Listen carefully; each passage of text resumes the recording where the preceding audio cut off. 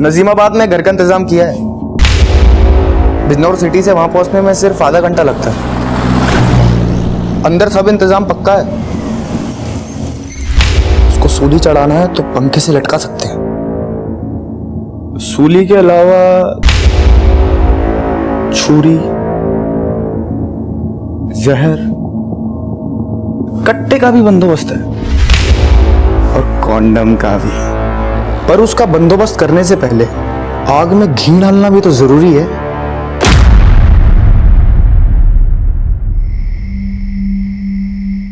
फैज, अरे कितना काम करेगा, हर वक्त काम काम। अरे थोड़ा सा आराम भी कर लिया कर बेटा। आराम की जरूरत अब आपको है अम्मी। कितनी दफे कहा है कि वो सिलाई कढ़ाई का काम छोड़ दीजिए, और अब तो कोचिंग के साथ साथ हमें अच्छी खासी पार्ट टाइम जॉब भी मिल गई है। अगर अपनी अम्मी जान की आराम की इतनी ही फिक्र है तुझे तो निकाह कर लेना। कर लेंगे निकाह भी, लेकिन सबसे पहले हमें हिना का निकाह करवाना है। यही तो बदकिस्मती है हमारी।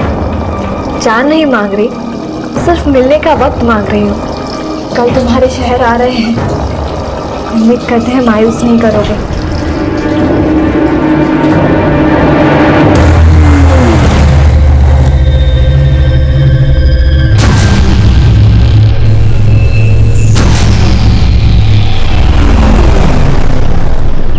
जय हनुमान जय आनंद सागर जय कपि लोक सागर राम दूत अतुलित बल धामान जय पुत्र पवन सुत नामा महावीर विक्रम बजरंग कुमति निवार सुमत के संगे कंचन वरन विराज सुबेसा कानन कुंडल कुंचित केसा हाथ ब्रज और ध्वजा विराज कांधे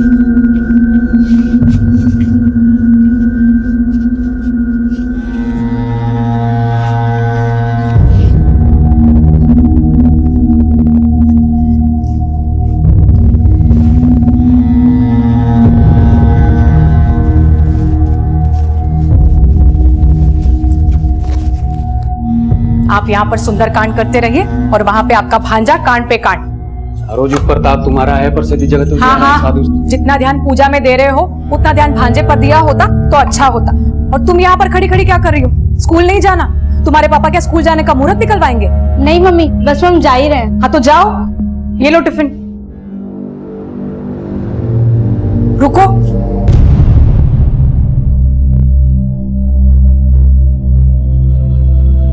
हाँ मम्मा।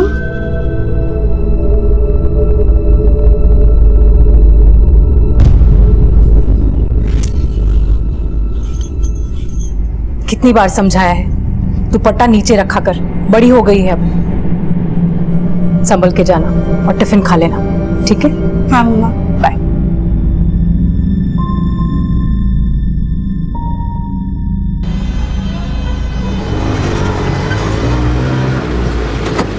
इधर रुकना।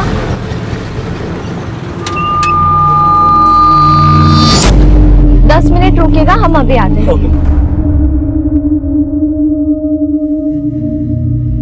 चलो भाई, hotel room, single bed, double bed, deluxe, sleeper.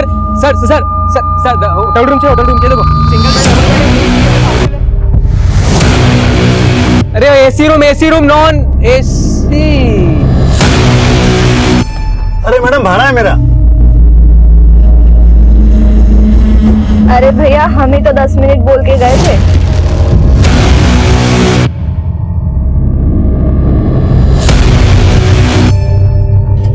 गजब। चला AC room, non AC room, single, deluxe 200 रुपए डिस्काउंट। चाहिए क्या? AC room, double bed, single bed 200-300 रुपए डिस्काउंट। भैया, एसी वाला रूम मिलेगा क्या?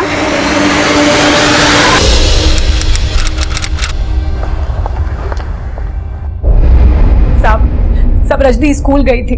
छुट्टी के 1 घंटे बाद भी वो घर नहीं लौटी तो हमने उसकी सहेलियों से और स्कूल में पता किया और पता चला कि आज वो स्कूल पहुंची ही नहीं है। कौन से स्कूल में पढ़ती है रजनी? आर के high school. Rajni mobile use करती है? नहीं साहब, वो 15 साल की भी नहीं हुई, उसे मोबाइल कैसे दे सकते हैं हम लोग? प्रवीण, रजनी की फोटो सभी पेट्रोलिंग टीम्स को भेजो और इसके स्कूल में भी पता करो। Okay sir. आपको किसी पे शक है जो रजनी को गायब कर सकता है? नहीं सर, हमें तो कुछ समझ में नहीं आ रहा है।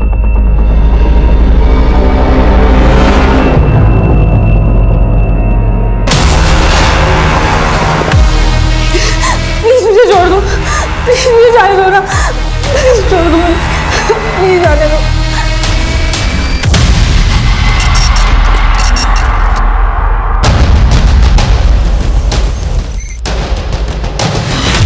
वर्षीय रजनी के लापता होने की सूचना मिलते ही पुलिस उसकी तलाश में जुट गई थी और उसके गायब होने के करीब 24 घंटे के बाद पुलिस को रजनी की एक जानकारी मिली। इस लड़की को देखा है? हाँ सर, कल इस बच्ची को हम देखे थे, स्कूल ड्रेस में थी ये।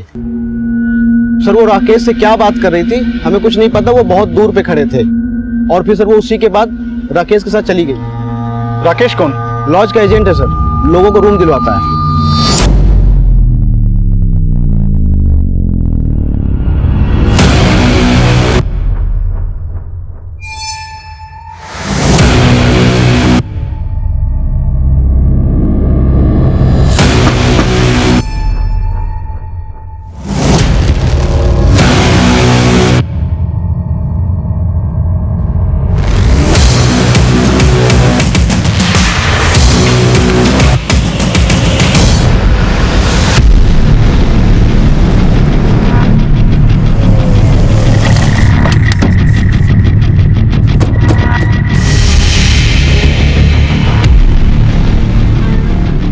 सर ये राकेश शांति लॉज का एजेंट है। रेलवे स्टेशन और बस स्टैंड से लॉज के लिए कस्टमर लाता है और फिर उसके लिए लॉज वाले से कमीशन भी देते हैं। लेकिन एक 14 साल की लड़की इस लॉज एजेंट से क्यों मिल रही थी? और जिस जगह ये दोनों साथ में देखे गए थे वो जगह रजनी के स्कूल से काफी दूर है, तो फिर रजनी वहां क्या करने गई होगी? सर मामला तो अटपटा ही लग रहा है और अब ये राकेश भी गायब है और लॉज वालों ने राकेश का जो नंबर दिया था वो भी बंद है। लेकिन इन दो हाँ वर्मा, सर ये राकेश संजय का भांजा है। क्या राकेश संजय का भांजा है? तो मतलब ये हुआ कि राकेश और रजनी मेरे भाई बहन हैं। चाहिए क्या AC room, double bed, single bed, 200-300 रुपए डिस्काउंट। भैया एसी वाला रूम मिलेगा क्या? सर संजय ने भी राकेश का वही नंबर दिया जो हमें शांति लॉज वालों से मिला था। लेकिन राकेश अभी है कहाँ? इसके बारे में कुछ बता?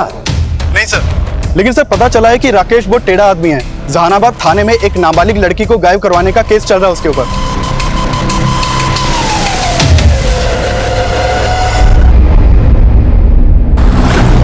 मुझे उस राकेश पर पूरा शक है। उस निकम्मे को घर से निकाल दिया तो मेरी बेटी को उठा के बदला लिया है उसने। अनीता, राकेश ऐसा नहीं कर सकता। माना कि वो सगा नहीं, पर वो भाई है रजनी का। भाई नहीं, कसाई है वो। जिसने अपनी मामी को नहीं छोड़ा वो रजनी को क्या छोड़ेगा?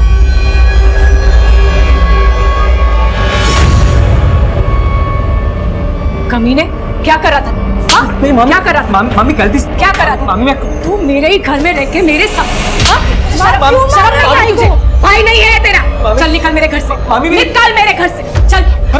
अनीता, अनीता क्या मामी मेरी बात, अनीता क्या अरे अनीता क्या हुआ? बात क्या है? बताओ तो, क्यों मार रही हो उसे? शकुनी मामा तो उस दिन भी भांजे को बचा रहे थे और आज भी उसकी करतूत जानकर कान पे जू तक नहीं रेंग रही। अरे सोच क्या रहे हो? जाके ढूंढो उसे। वो कमीना रजनी के साथ कुछ भी कर सकता है। दूंगा,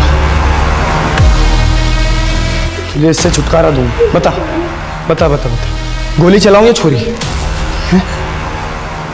सूली पे चढ़ाऊं या जहर खिलाऊं? बता, बोल बोल, कैसे मारूं तुझे? प्लीज मुझे मम्मी के पास जाने, प्लीज मुझे छोड़ दो ना, प्लीज मुझे छोड़ दो।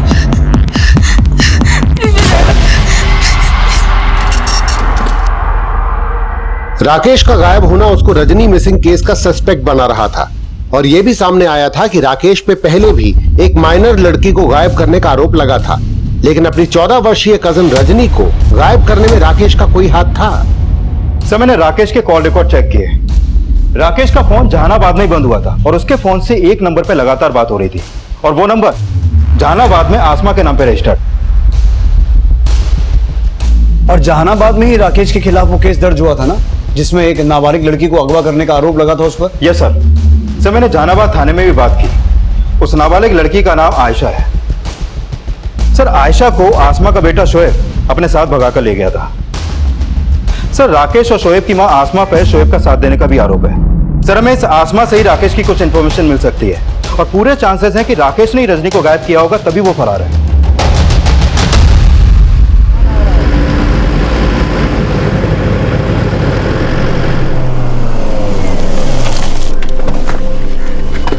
कौन सा नंबर? सर ये वाला है।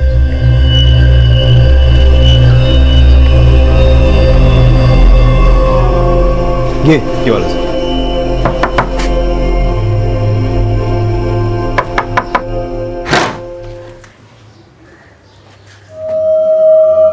राकेश के दोस्त शोएब की अम्मी हैं आप? जी हमने सुना आजकल राकेश यहीं रह रहा। जी हाँ। अरे कहाँ जा रहे हैं आप लोग? अरे साहब क्या कर रहे हैं ये लोग? अरे साहब क्या हो रहा है?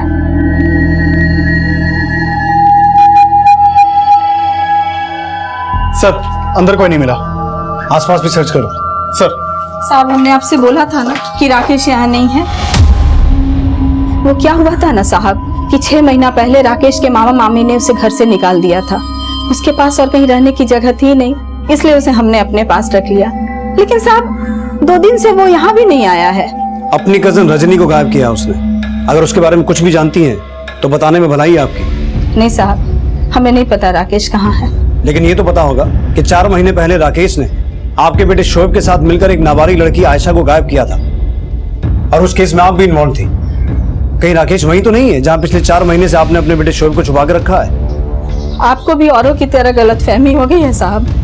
हमने हमारे बेटे को कहीं नहीं छिपाया है, बल्कि हमारे बेटे शोएब को आयशा के बाप हारून ने 4 महीने पहले अगवा करके उसे मार दिया। और उसने अपनी बेटी आयशा के साथ भी यही किया होगा साहब, क्योंकि आयशा और हमारा बेटा शोएब आपस में प्यार करते थे।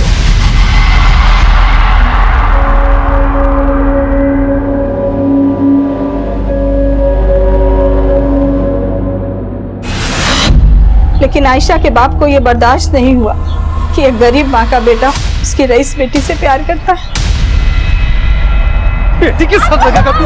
बेटी के साथ लगेगा? बेटी के साथ लगेगा? आप हमसे प्यार करते हैं? करवाऊं तुझे प्यार? बेटी के साथ लगेगा? माफ कर दीजिए। संभाल अपने बेटे को। अगर हमारी बेटी के पास नजर भी आया ना दोबारा तो अच्छा नहीं होगा, बता रहे, समझा? आयशा के बाप और उसके भाई अबू ने जीना हराम कर दिया था हमारे शोएब का, लेकिन इतना करने के बाद भी उनके कलीजे की आग ठंडी नहीं हुई। शोएब का कुछ पता चला? नहीं मौसी, लेकिन ये पता चला कि आयशा भी गायब है। आयशा भी गायब? गाड़ी पुलिस। अच्छा वो साहब आप इसी के बेटे शोएब ने गायब किया हमारी नाबालिग बेटी को। पूछे से कहाँ रखा हमारी बेटी को, और ये इसी ने साथ दिया किडनैपिंग में उस लड़के का। साहब ये सब हारून की चाल थी। पहले तो उसने हमारे बेटे और अपनी बेटी को मार दिया, और फिर अपना गुनाह छिपाने के लिए उसने हम पर और राकेश पे झूठा केस लगा दिया। Excuse me. हेलो।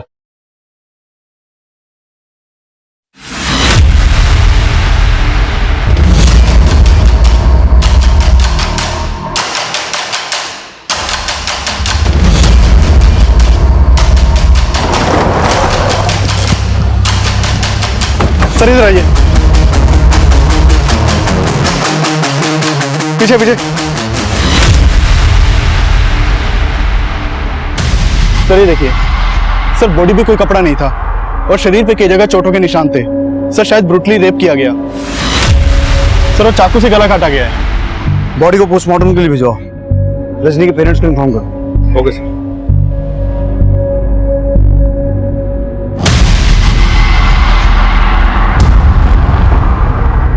बदला पूरा हुआ।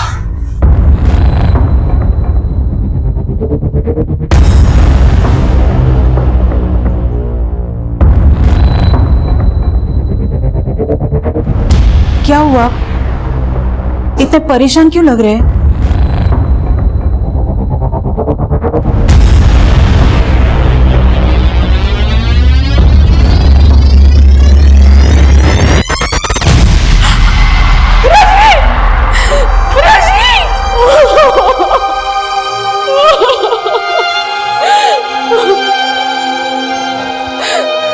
क्यों उसको हमारे घर में जगह दी तुमने? क्यों? वो खा गया मेरी बच्ची को। मैं तुम्हें कभी माफ नहीं करूंगी, कभी माफ नहीं करूंगी मैं तुम्हें।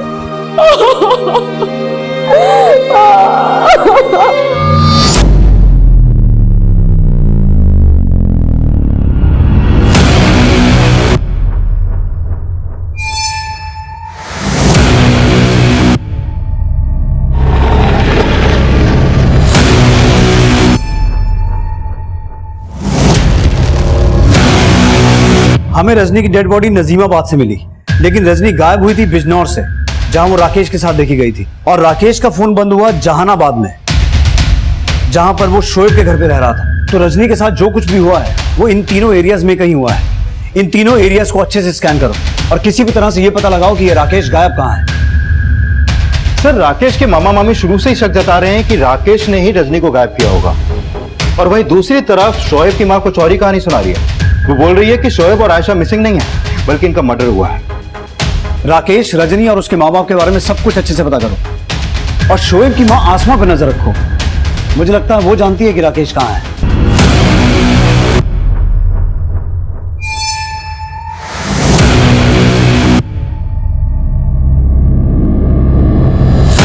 सर, हम मानते हैं कि हमारी बीवी को राकेश पे शक है, पर हमें यकीन नहीं हो रहा कि राकेश रजनी के साथ इतना बुरा कर सकता है।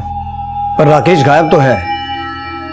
आपको राकेश के अलावा किसी और पे शक हो रहा है अब?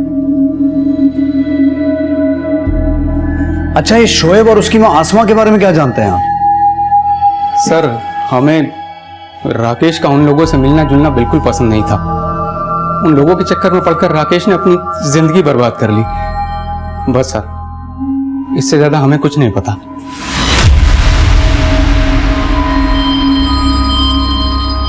शोएब की माँ और राकेश शोएब और आयशा के बारे में कुछ जानते होंगे, इसका हमें कभी कोई क्लू नहीं मिला। और वो लगातार ये कहते रहे कि आयशा के बाप हारून ने दोनों को मारकर उनकी बॉडी तक गायब करवा दी। तो आपको आयशा के पिता के खिलाफ कुछ मिला? नहीं, कुछ नहीं मिला। और शोएब और आयशा का भी कुछ पता नहीं चला।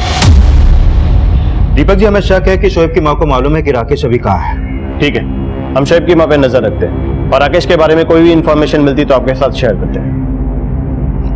इस बीच पुलिस को यह जानकारी मिली कि राकेश जिस शांति लॉज के लिए काम करता था, वहां काम करने वाले लोगों की मदद से वो एक दूसरे लॉज में छिपा हुआ था।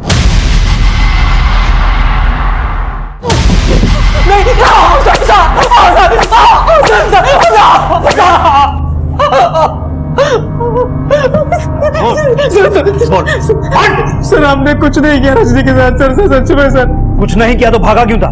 सर, उस दिन जब शांति लॉज में पुलिस आई थी तो हमने पुलिस को आते हुए देख लिया था।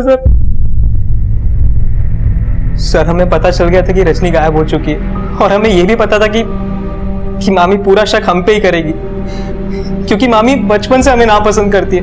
उन्हें यह लगता था कि हमारी गंदी नजर है मामी पे। मामा, मामा,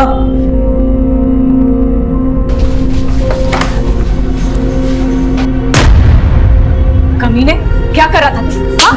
और उन्होंने हमें घर से भी निकाला मामा को झूठ बोल के। और इसीलिए अपनी मामी से बदला लेने के लिए तूने उनकी बेटी के साथ? नहीं सर, रजनी हमारी छोटी बहन थी सर। लेकिन जिस दिन रजनी गायब हुई थी तू उसके साथ देखा गया था। हाँ सर, जब से हमें घर से निकाला गया रजनी अक्सर हमें मिला करती थी। उस दिन भी मिली थी। चाहिए क्या AC room, double bed, single bed, 200-300 रुपए डिस्काउंट। भैया, एसी वाला रूम मिलेगा क्या? हाँ जी मैडम, जरूर मिलेगा। वापस स्कूल बंक मार के आई तू? हाँ, आप एक मिनट इधर हो ना, हमें ना आपको कुछ देना है। क्या देना? एक मिनट। क्या है? आपको पैसों की जरूरत होगी ना, आप ये पैसे रख लो। लेकिन इतने पैसे तू कहाँ से लाई? अरे हमने आपके लिए जोड़ा, आप बस रखो ना। पैसे देने के बाद रजनी चली गई थी और हमने रजनी के साथ कुछ भी नहीं किया सर। लेकिन हमें पूरा शक है कि ये सब कुछ उस हारून और उसके बेटे अबू ने किया है। हम ये आपको बताने भी वाले थे, लेकिन मामी के डर की वजह से हमें आपके पास आने की हिम्मत ही नहीं होती थी। हिम्मत नहीं हो रही थी या छुप के कहानी बना रहा था कि जब पकड़ा जाऊंगा तो क्या बोलना है? नहीं सर, हम कहानी नहीं बना रहे, हम सच कह रहे। अबू ने हमसे दुश्मनी निकालने के लिए पहले भी कई बार रजनी को परेशान किया। उससे लगता था कि हमें पता है शोएब आयशा को लेके कहाँ गया है। लेकिन सर, सच्चाई तो ये है कि हारून ने शोएब और आयशा दोनों को 4 महीने पहले ही खत्म कर दिया था। हमने ये बात कई बार जहानाबाद पुलिस वालों को बताई, लेकिन उन्होंने कभी भी हमारा विश्वास नहीं किया सर। तेरे पास क्या सबूत है कि ये सब हारून और अबू का किया हुआ है? सर, अगर हमारे पास सबूत होता तो आज हमारे जगह पे हारून होता।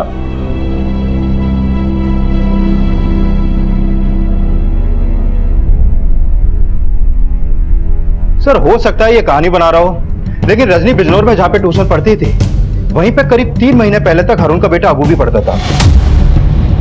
और करीब 4 महीने पहले तक अबू की बहन आयशा भी वहीं पे ट्यूशन पढ़ती थी। कौन सा ट्यूशन सेंटर है ये? बच्चों कल आपका टेस्ट है, याद करके आना।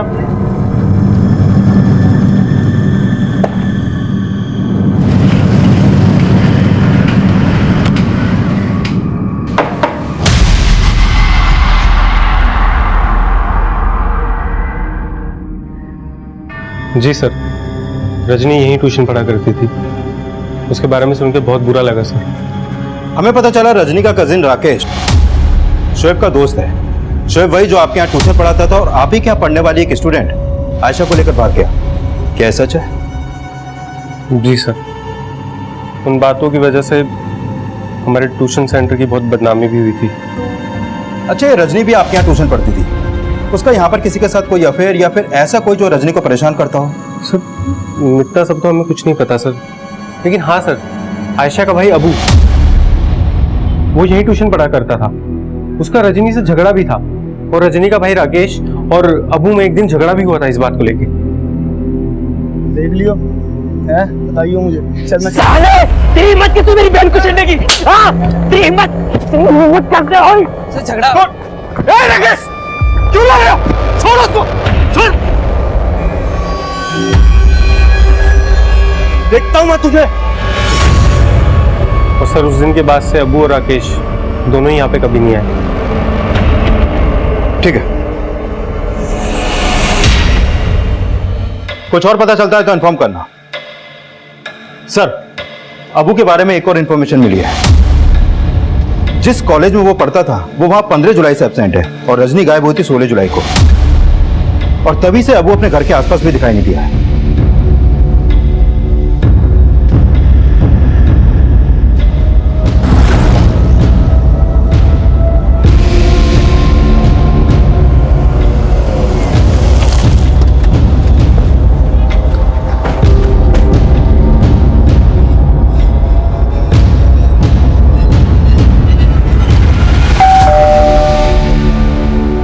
देखिए, अबू अपने रिश्तेदारों के साथ में कश्मीर घूमने के लिए गया हुआ है।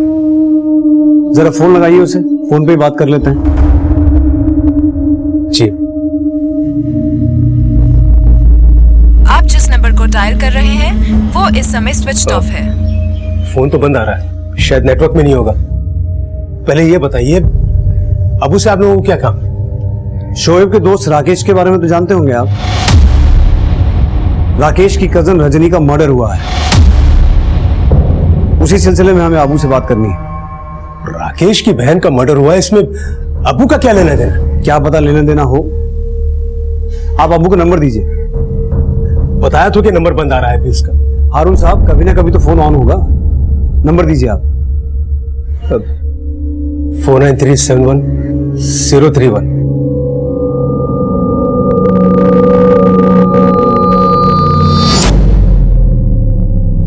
हम जानते हैं कि तुम दुनिया के सामने आना नहीं चाहते, लेकिन हम खुद को तुमसे मिलने से रोक नहीं सकते।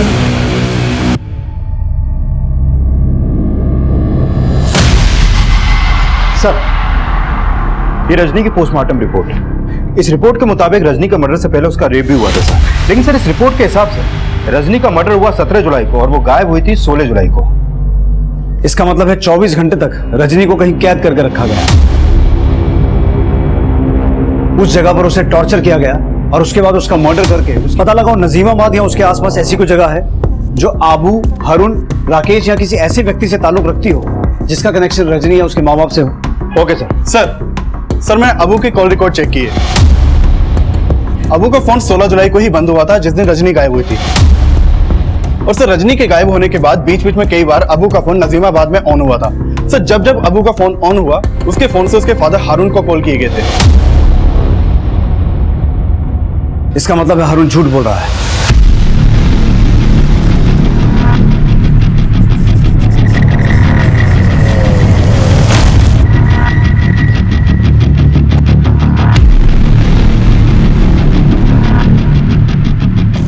अब क्या हुआ साहब? तेरा बेटा अबू कहाँ है? साहब वो तो अपना इसका फोन चेक करो, हो सकता है इसमें अबू का दूसरा नंबर हो। फोन दीजिए। साहब, कश्मीर नहीं गया, वो झूठ बोल रहा है तू। हमको नहीं पता अबू कहाँ गया, उसको लेकर हम लोग खुद परेशान। सर, ये देखिए। प्लीज विजय प्लीज विजय ये देखो बदला पूरा हुआ।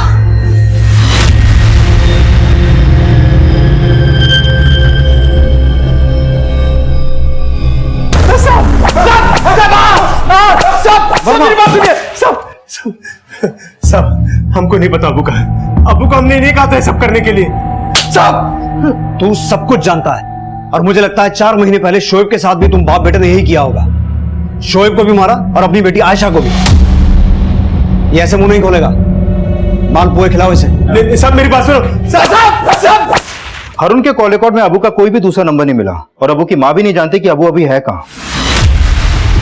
अबू की माँ नहीं जानती लेकिन अबू का बाप जरूर जानता होगा क्योंकि वो वीडियो हमें उसी के फोन से मिला है।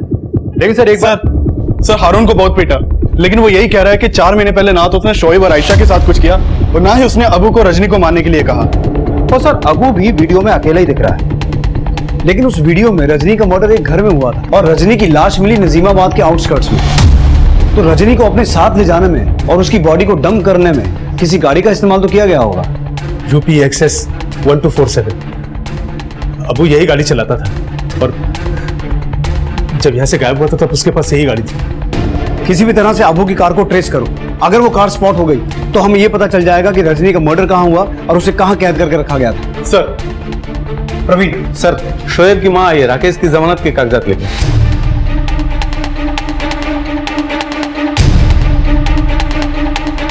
ये साफ था कि अबू द्वारा किए गए रजनी के रेप और मर्डर का मकसद 4 महीने पहले शोएब और आयशा के गायब होने से जुड़ा था और हारून भी शक के दायरे में था लेकिन उसे जमानत पर रिहा कर दिया गया। अबू की तलाश में अबू की कार का पता लगाया जाने लगा और इस तलाश ने इस केस के सारे समीकरण ही बदल दिए जब रजनी के रेप मर्डर के प्राइम अक्यूज अबू की लाश पुलिस को मिली। सर पीछे हटिए। सर रजनी का मर्डर अबू ने किया था ये उस वीडियो में साफ दिख रहा है और उसकी बॉडी इसी ने डंप की होगी। लेकिन अबू की लाश उसी की गाड़ी में, इसके माथे पे गोली भी लगी और देसी कट्टा भी इसी के हाथ में। लेकिन जो लड़का किसी लड़की का ब्रूटली रेप कर सकता है और उसके बाद बेखौफ होकर उसका मर्डर भी कर सकता है वो अपने आप को नहीं मार सकता। जरूर ये कोई गेम खेल रहा है। ये सीन जानबूझकर क्रिएट किया गया है ताकि हमें ये लगे कि अबू ने सुसाइड किया है। आई एम श्योर अबू का मर्डर हुआ है। इसके भाई ने गायब किया था ना आयशा को। मैंने बदला ले लिया, रेप कर दिया इसके साथ और अब इसको मारने जा रहा हूँ। इसको सूली पे चढ़ा सकता हूँ। इन वीडियोस में अबू के अलावा और कोई नजर नहीं आ रहा है। वर्मा किसी भी तरह इस जगह का पता लगाओ और मुझे लगता है ये जगह नजीमाबाद में ही होनी चाहिए क्योंकि अबू नजीमाबाद से अपने बाप को कॉल कर रहा था। सर अबू ने रजनी को इतना ब्रूटली मारा है कि हो सकता है अबू का मर्डर रजनी के मर्डर के बदले से जुड़ा हो सकता है। सर रजनी के मर्डर का बदला रजनी के पेरेंट्स भी ले सकते हैं और राकेश भी। वैसे भी राकेश की अबू से दुश्मनी थी। रजनी के पेरेंट्स को भी खंगालो लेकिन मुझे शक राकेश पे ही हो रहा है क्योंकि रजनी के गायब होने के बाद राकेश भी गायब हो गया था और राकेश ने ये शक जताया था कि अबू ने ही शायद रजनी को मारा होगा। हो सकता है उसे इस बात का पता चल गया हो कि अबू ने रजनी को कहां छुपा कर रखा है और हमसे छिपकर उसने अबू से बदला लिया। राकेश को थाने बुलाओ। Okay sir.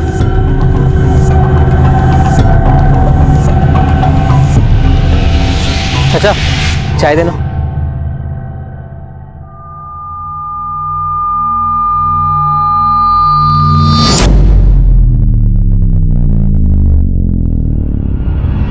चलो भैया चाय।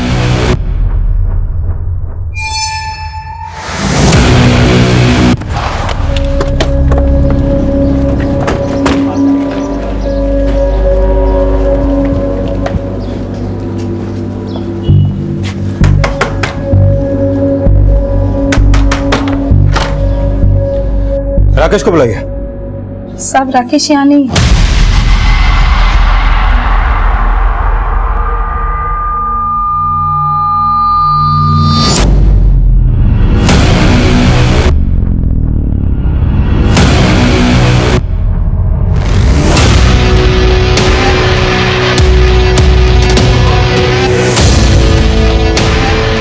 Auto auto auto auto.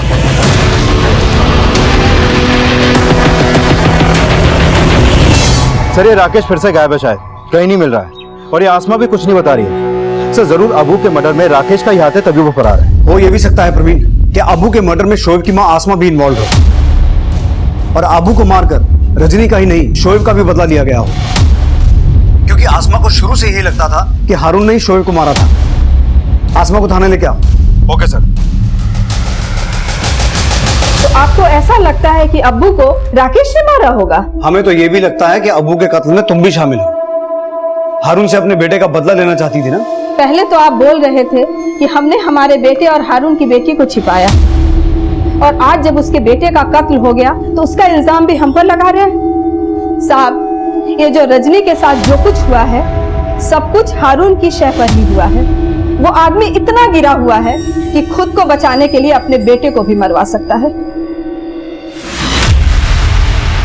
Sir ये भले ही हमसे कुछ छुपा रही हो, लेकिन हम हारून को भी क्लीन चिट नहीं दे सकते, क्योंकि रजनी के साथ जो कुछ भी हो रहा था वो दौरान अबू लगातार हारून को वीडियो भी भेज रहा था और उसे कॉल भी कर रहा था। माना ये हारून बहुत पहुंची हुई चीज है, पर हमें इस राकेश के बार बार गायब होने का चक्कर भी समझना होगा।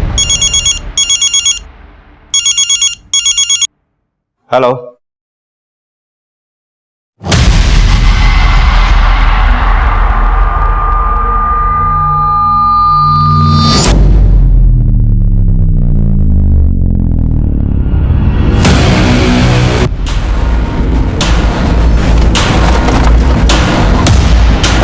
सर रजनी को इसी घर में कैद करके रखा गया था।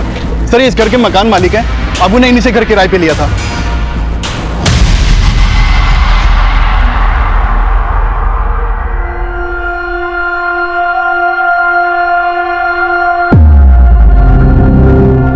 साहब अबू ये कह रहा था कि उसको 15 दिन के लिए हमारा ही घर चाहिए, और उसका 2 महीने का किराया भी देने के लिए तैयार था वो। लेकिन साहब हमें नहीं पता था कि वो यहाँ ये कांड करेगा। अबू के अलावा किसी और का भी आना जाना था यहाँ? हाँ साहब, हमने एक लड़के को देखा था उसके साथ।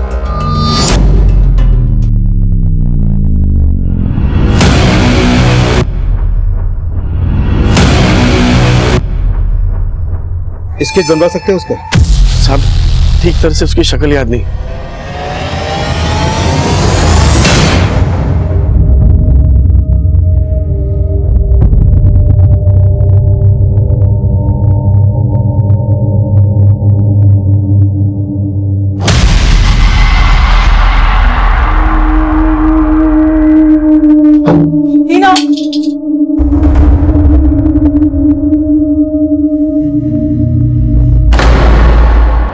हमने तेरे ऊपर आंख बंद करके भरोसा किया और तूने हमें ये सिला दिया। बोल बोल, ये बच्चा किसका है? अरे बेहया बेशरम, बोल ना किसका बच्चा है? आज तूने साबित कर दिया कि तू उसी का खून है। हीना, किसका बच्चा है? सर अबू के मर्डर में हमारा कोई हाथ नहीं है। जैसे हमें पता चला कि अबू का मर्डर हो गया, हम खुद हैरान थे कि पता नहीं उसे किसने मारा होगा। सच सच बता, तुम दोनों मिलकर क्या खिचड़ी पका रहे हो? सर हम कोई खिचड़ी नहीं पका रहे, और हम वहां से भागे नहीं थे। भागा नहीं थे तो गायब कहाँ हुआ था?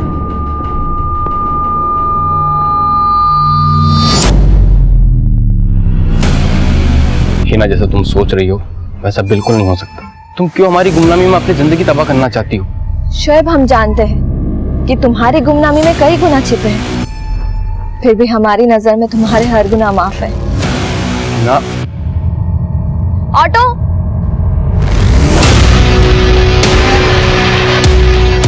क्या तूने शोएब को देखा? हाँ सर। शोएब साले, पिछले 4 महीने से हम और तुम्हारी अम्मी तुम्हें पागलों की तरह ढूंढ रहे हैं। तूने एक बार भी सोचा हमें मिलने की? राकेश मेरे भाई, मैं तुम लोगों से मिलकर तुम दोनों की कभी मुसीबत नहीं बढ़ाना चाहता था। आयशा नाबालिग यार, मैं उसे लेके भागा था, और ये बात अगर उसके बाप को पता चलती तो हम लोगों का जीना हराम कर देता। समझ रहे हैं ना तुम? और पुलिस भी हमारी कुछ नहीं सुनती। शोएब 4 महीने पहले हारून की बेटी आयशा के साथ भागा था, तो फिर वो फैज की बहन के साथ क्या कर रहा था? और फिर 4 महीने से आयशा कहाँ है? हमें नहीं पता सर। शोएब ने हमसे कहा कि उसने आयशा के साथ निकाह कर लिया, लेकिन उसने हमें आयशा से मिलाया नहीं। लेकिन सर शोएब को हिना के साथ देखे हमें भी थोड़ा अजीब सा लगा। सर कहीं राकेश कोई कहानी तो नहीं बना रहा है? लेकिन राकेश कहानी किस मकसद से बनाएगा? उसका कहना है कि वो शोएब से मिला था, लेकिन शोएब ने उसे आयशा के बारे में कुछ बताया नहीं। सर कहीं ऐसा तो नहीं कि शोएब ने 4 महीने पहले आयशा को गायब कर दिया हो और अब सब सच छिप रहा है? लेकिन वो हिना से मिल रहा था। जरा इस हिना से इस बारे में बात करो। Okay sir.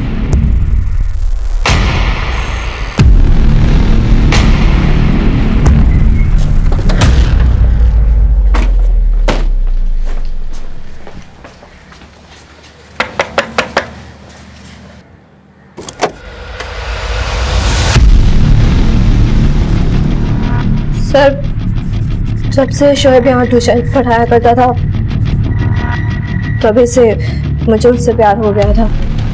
पता कैसे चला शोएब के बारे में? वो एक दिन हमने भाईजान को शोएब से फोन पे बात करते हुए सुना था। तुम टेंशन मत लो शोएब, यहाँ कोई प्रॉब्लम नहीं होगी। बोल रहा हूँ ना, तुम बस अपना और आयशा का ख्याल रखो। और सुनो, जब भी मुझे फोन करोगे ना तुम मिस कॉल देना। क्या फेस को पता था शोएब और आयशा के बारे में? हाँ, भाईजान उन्हें सपोर्ट कर रहे थे, लेकिन उनको ये नहीं पता था कि शोएब की मदद करके उन्होंने मेरा दिल तोड़ा था। फिर मैंने भाईजान के फ़ोन से शोएब का नंबर ले लिया और उससे मिलने लगी, लेकिन भाईजान को इन सब के बारे में कुछ भी नहीं पता था। अभी है कहाँ तुम्हारे भाईजान? फैज,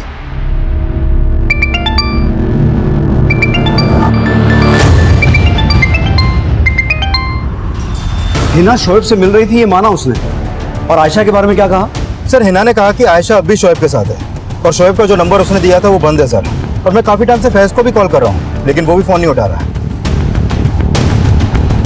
फैज 4 महीने से जानता था कि शोएब और आयशा कहाँ छुपे हुए हैं, और आयशा के रहते हुए भी हिना का अफेयर शोएब से चल रहा था। तो कहीं ऐसा तो नहीं कि हिना सच बोल रही है कि आज ही फैज को इस बात का पता चला है कि हिना के पेट में शोएब का बच्चा है? प्रवीण, अगर ऐसा है तो ये फैज कुछ भी कर सकता है। किसी भी तरह से पता लगाओ कि फैज है कहाँ। Okay sir. वर्मा, फैज का नंबर ट्रेस करो। Okay sir.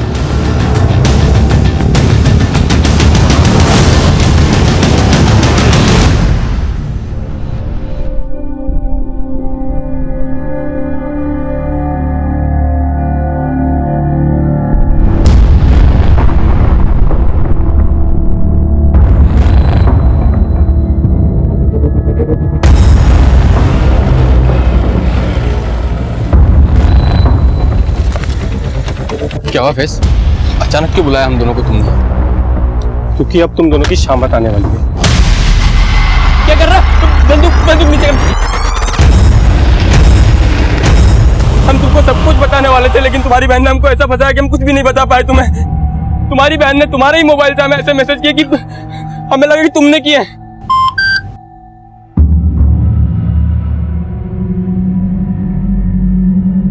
शोएब, कल दिन में 2 बजे रूबीना लॉज के रूम नंबर 205 में आ जाओ और मुझे फोन मत करना, कुछ प्रॉब्लम है। हिना तुम क्या हुआ? हमें यहाँ देख के खुश नहीं हो? नहीं, वो खुश तो है पर वो फैज ने मैसेज किया था मैं यहाँ आने के लिए। भाईजान ने नहीं, हमने उनके नंबर से तुम्हें मैसेज करके यहाँ बुलाया है। क्या? रुको, सब कुछ बताता हूँ तुम्हारे भाई को अभी मैं फोन करके। और हारून का अगर पता चला कि तुम और आयशा इसी शहर में हो तो तुम्हारी अम्मी का क्या होगा सोच लेना। और भूलो मत कि आयशा अभी भी नाबालिग है। पुलिस को पता चलेगा तो क्या होगा, सोचा है तुमने? तुम क्या चाहती हो ना? हम क्या करते हैं? हम फंस गए थे। गोली में चलाना, तेरा हाथ जोड़ो।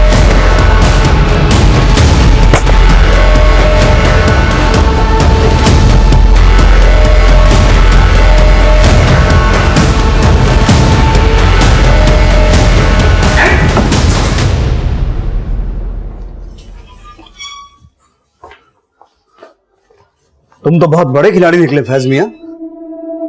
आंखें मत दिखा, सब पता लगा लिया हमने कि तूने क्या क्या किया है। शोएब और आयशा को भगाने में भी तेरा ही हाथ था और अबू और रजनी के मर्डर में भी।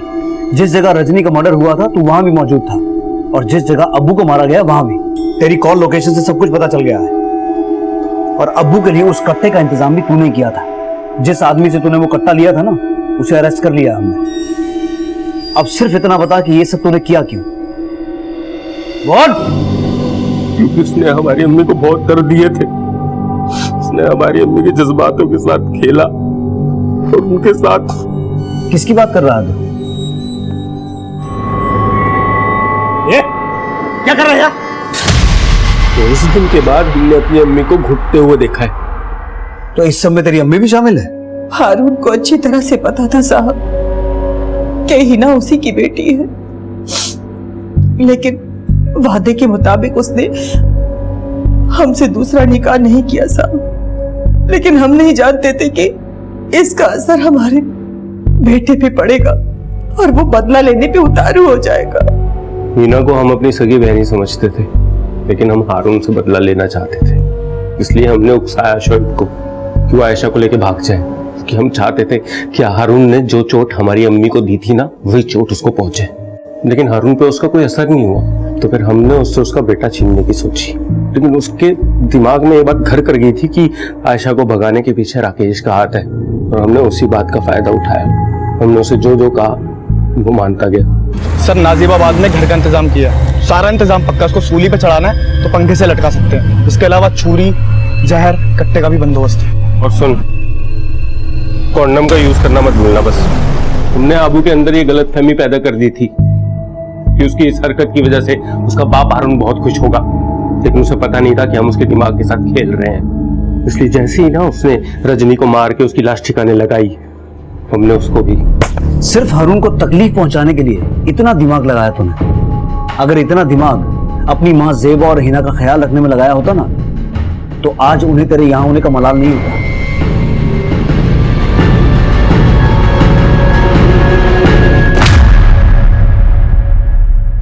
माना चोट खाया इंसान अपना दर्द कभी नहीं भूलता, लेकिन दर्द पाने वाला जब दूसरों को दर्द देना अपनी फतह समझने लगता है, तो असलियत में उसकी नफरत उसको ऐसी शिकस्त दे रही होती है जिसका उसे एहसास भी नहीं होता।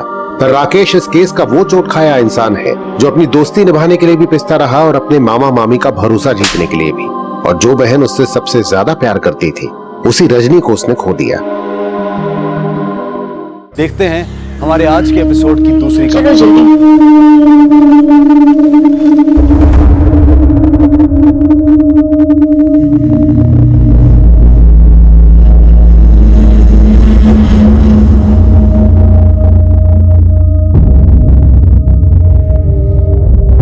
चलो जरा जल्दी चलो, बहुत देर। अरे दीदी संभाल के, और थोड़ा जल्दी जल्दी चलो। आपको पता है ना, शाम को ये रास्ता बहुत खतरनाक हो जाता है। अरे घबराने की जरूरत नहीं है, वैसे भी 1-1.5 घंटे में हम घर पहुंच ही जाएंगे। लेकिन दीदी इस टाइम तो टेम्पो भी समय से नहीं मिलता। अरे मिल जाएगा, आप लोग भी आगे आओ ना दीदी।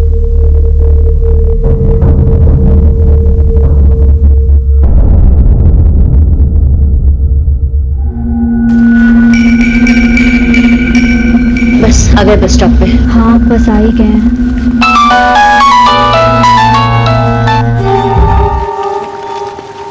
हेलो, हाँ निशा, कहाँ हो तुम? हाँ मैं रास्ते में ही हूँ, बस 1-1.5 घंटे में पहुँच जाऊंगी। ठीक है, तुम वहीं रुको, मैं तुम्हें लेने आता हूँ। अरे नहीं नहीं नहीं, इसकी कोई जरूरत नहीं है। सब दीदी लोग हैं ना साथ में, बस ऑटो का इंतजार कर रहे हैं। बस थोड़ी देर में ही पहुँच जाएंगे। ठीक है।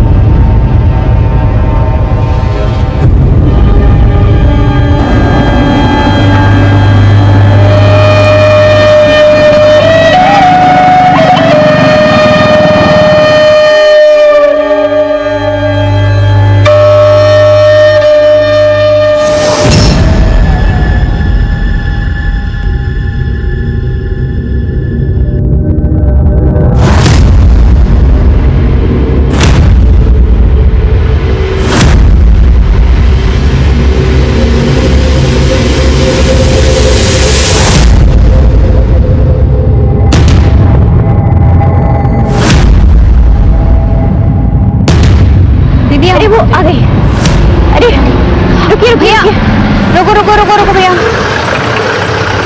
काशी घाट चलोगी? बैठिए। दीदी चलो चलो चलो चलो जल्दी।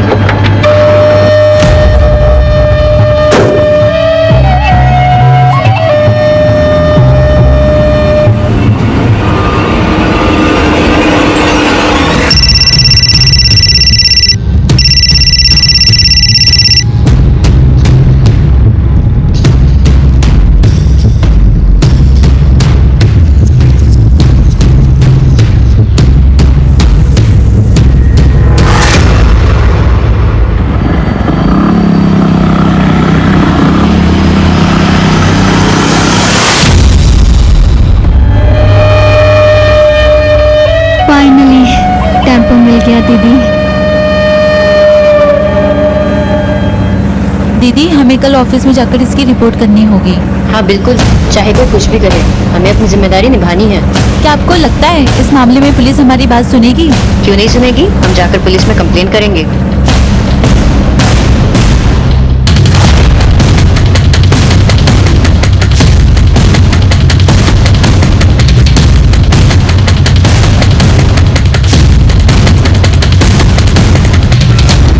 कैसे कैसे लोग हैं ना दीदी। देखो, मामले को सामने लाकर हमें अपनी जिम्मेदारी तो जरूर निभानी है, आगे कानून अपना देख लेगा। अरे दीदी, आप ये बताइए कि आप वो सुबह क्या बता रही थी?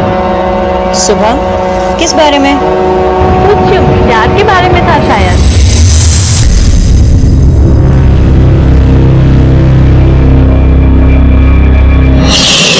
हमारा नाम सुजीत है, हमसे दोस्ती करोगी?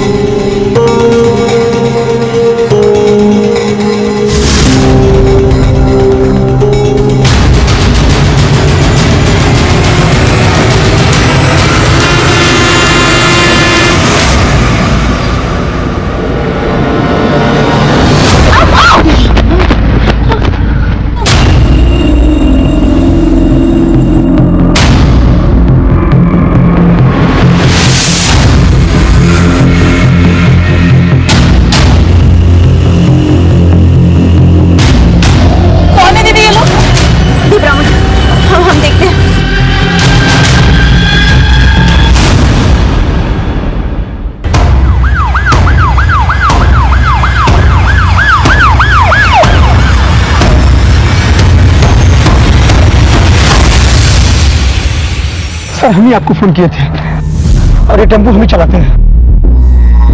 वो लड़कियां कहां से बैठी थी तुम्हारे टेम्पो? सर, मझगांव से।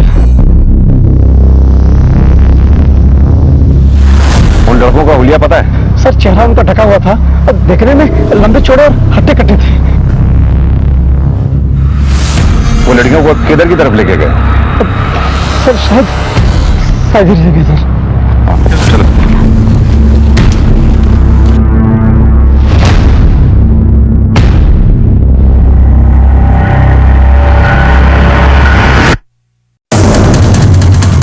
तुम कह रहे थे तुम्हारे टेम्पो में 4 लड़कियां चढ़ी हैं, यहाँ तो 3 की ही बॉडीज दिखी। सर, मेरे टेम्पो में 4 ही लड़कियां चढ़ी थी, मैंने देखा था।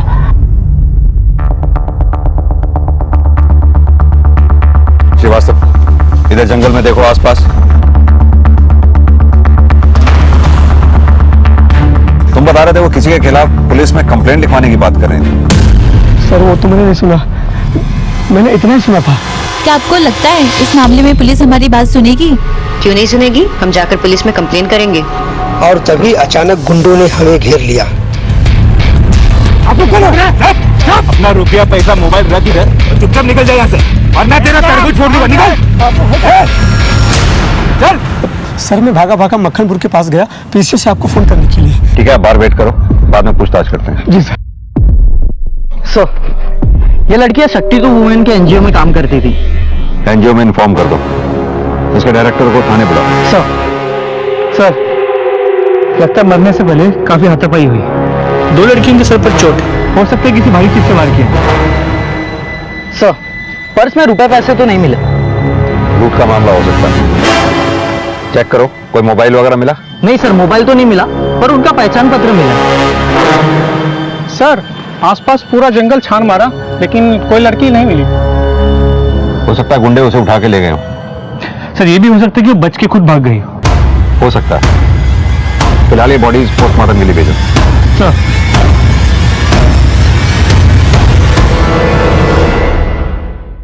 ये ड्राइवर पे नजर रखो, इसके कॉल रिकॉर्ड चेक करो।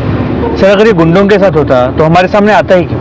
इसके गाड़ी के कागजात जो हमारे पास थे, हम इस तक पहुंच ही जाते, इसलिए ये खुद हमारे पास आ गया ताकि किसी को इस पर शक ना हो। अनुज, ये बॉडीज जिस कंडीशन में हमें मिली हैं, इन्हें देखकर ऐसा लगता है कि इनके साथ दुष्कर्म हुआ होगा।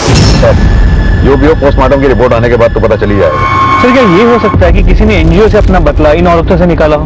बिल्कुल हो सकता है, लेकिन सवाल ये होता है कि ये लड़कियां किस काम से मझगांव में आई थी। ये एनजीओ से सारी लड़कियों की डिटेल्स ले लो, लड़कियों के घर वालों को भी इन्फॉर्म कर दो, और चौथी लड़की जो मिसिंग है उसके घर जाके भी देखो वो घर पहुंची या नहीं। अगर नहीं पहुंची तो सुबह इस एरिया में आके फिर दोबारा से छानबीन करनी होगी।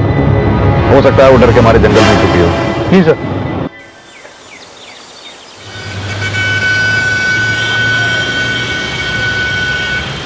बिंदा ठाकुर, इसमें 100% उसी का हाथ है।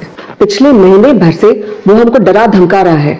ये बिंदा ठाकुर कौन है? मजगांव का सरपंच। हमारी एनजीओ गांव में महिला जागृति मुहिम चला रही थी और ये बिंदा ठाकुर उसके सख्त खिलाफ था। क्यों? क्योंकि गांव में आंगनबाड़ी में हो रहे घपले के बारे में हम गांव वालों को जागरूक कर रहे थे। ये बिंदा ठाकुर आपको डायरेक्ट कॉल करके धमकी देता है? सर, ऐसे लोग कभी डायरेक्ट कुछ करते हैं क्या? उसके गुंडे हमारे कार्यकर्ताओं को गांव में आने से मना करते थे और कभी कभी तो ये भी कहते थे कि जमाना खराब है, कुछ भी हो सकता है। अच्छा, एक बात बताइए, आपके एनजीओ में जो लड़कियां काम करती थी, इनका आपस में रिश्ता कैसा था? अच्छा था, बल्कि बहुत अच्छा था, बिल्कुल बहनों की तरह।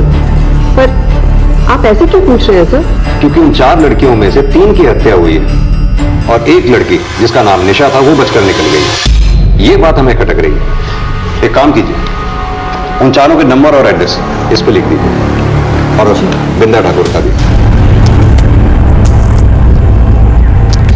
अनुज, इन 4 लड़कियों के मोबाइल सर्वेलेंस पे डालो ताकि अगर किसी का भी फोन ऑन हो तो पता चल जाए। चौथी लड़की कहाँ थी? क्या उसकी भी हत्या हो गई थी या वो मौका वारदात से जान बचाकर भाग निकली थी, या इस वारदात को अंजाम देने में उसका कोई लेना देना था? मुश्किलों के पहाड़ सामने खड़े थे और पुलिस की राह उन्हीं रास्तों से गुजरने वाली थी।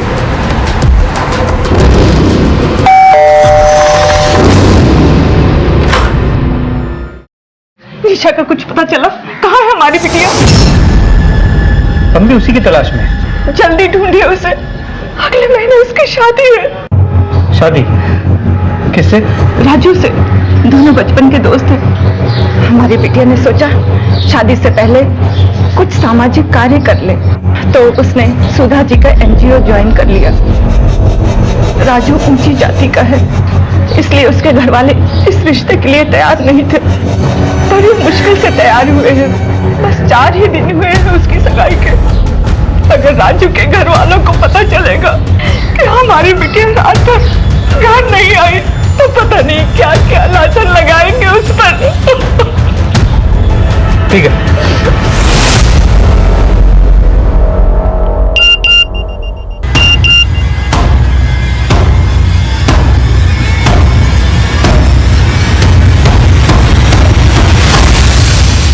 तो कल रात तो सिर्फ हमें शक था, लेकिन अब हमारा शक यकीन में बदल गया है कि जिस लड़की की पहचान कल संगीता के नाम से हुई थी, 8 साल पहले उसका ये वीडियो वायरल हुआ था। जो लोग भी ये वीडियो देख रहे हैं, हमारी मदद कीजिए। हमारे घर वाले हमारी जान के दुश्मन बने बैठे हैं। तब हम परमानंदपुर पुलिस स्टेशन में पोस्टेड थे और ये केस वही का था, इसीलिए कल रात हमने वहां से ये वीडियो मंगवा लिया। वो हमें मार डालना चाहते हैं। हम अभी दिल्ली से पटना जाने वाली ट्रेन में हैं और हमारा ट्रेन नंबर है। उस वक्त पुलिस ने इसे बचा लिया था और 8 साल बाद इस बेचारी की हत्या हो गई। उसके बाद क्या हुआ? फिर उसके बाद इसके बॉयफ्रेंड की रोड एक्सीडेंट में मौत हो गई और शायद इसके घर वालों ने इसकी शादी कहीं और करवा दी। ये संगीता के माँ बाप और उसके पति को इन्फॉर्म कर दो और निशा की तलाश भी तेज कर दो। सर,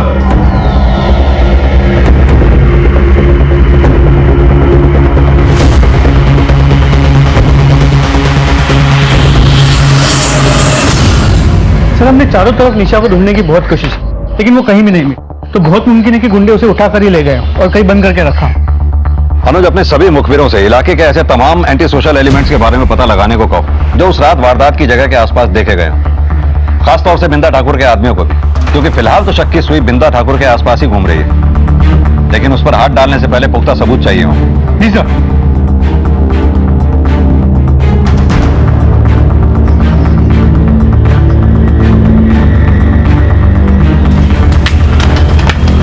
मामले की कशीदगी को देखते हुए पुलिस ने अपनी तफ्तीश के आधार पर संदिग्धों को दबोचना शुरू किया। सर, आपका शक सही था। पोस्टमार्टम रिपोर्ट के मुताबिक उन लड़कियों के साथ सामूहिक बलात्कार भी हुआ था और जिन 2 लड़कों को हमने शक की बुनियाद पर पकड़ा है उनका ताल्लुक बिंदा ठाकुर से। महिलाओं के अधिकारों के लिए लड़ने वाली शक्ति टू वुमेन एनजीओ की 4 महिला कार्यकर्ताओं के साथ मजगांव में घिनौना अपराध मारने से पहले किया गया था सामूहिक बलात्कार। 4 में से 3 मृत घोषित, जिसमें से 1 की तलाश अभी भी जारी है।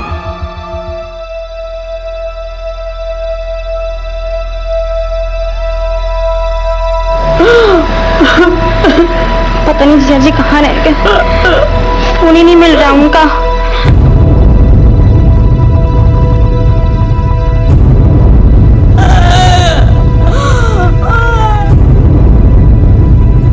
अभी तुम्हारी संगीता की जिंदगी में सब कुछ संभला था और ये क्या हो गया भगवान। चाहे कुछ भी हो जाए, हम शादी करेंगे तो सिर्फ सुजीत से, वरना किसी और से नहीं।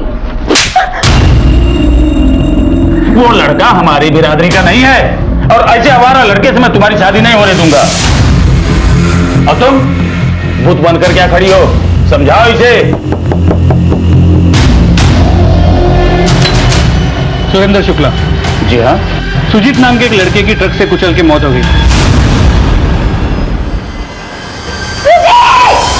रुको रुको उसे।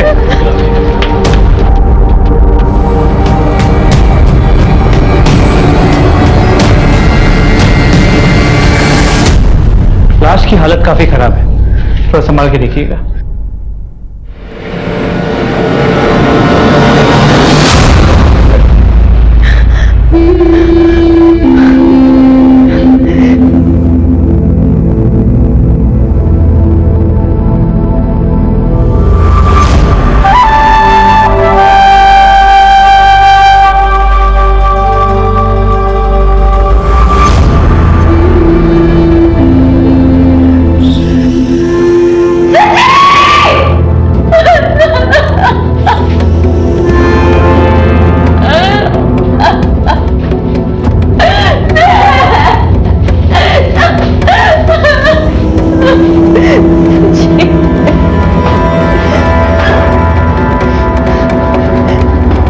हो गई ना आप लोगों को? खुश है ना आप लोग? एक काम करना, जब हम मर जाएंगे ना तब भी नहीं खुश होना।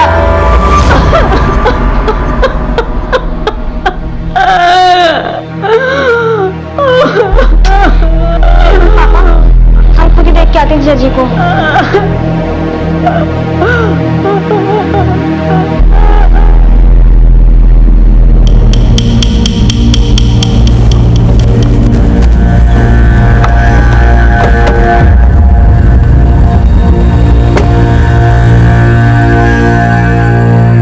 इंस्पेक्टर साहब बैठो।